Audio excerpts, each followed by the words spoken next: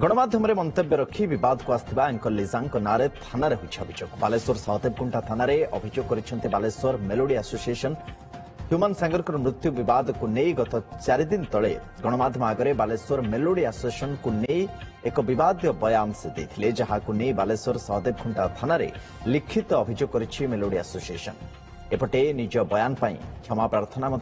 Lija Baleshwar artist को social media रे भूल मागी से निजर क्षमा प्रार्थना कर स्लिप ऑफ टंग कही वीडियो वार्ता क्षमा प्रार्थना कर लिजा आम बालेश्वर मेलोडी एसोसिएशन तरफ आम समस्त आज एकत्रित हो 3-4 दिन तले सोशल मीडिया माध्यम देखिलु जड़े झी बिना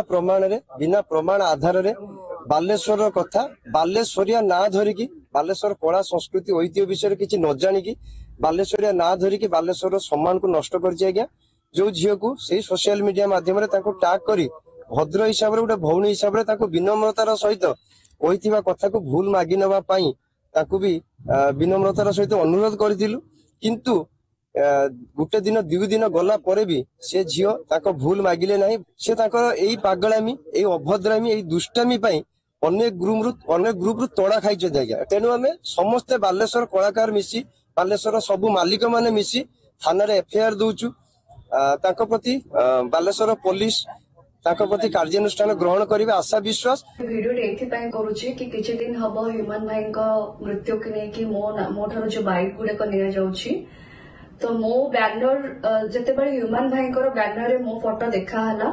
तो सेति पई गोटे चैनल मते कॉल करके आसे मो ठारो किछि तथ्य नबा को चाहुथिले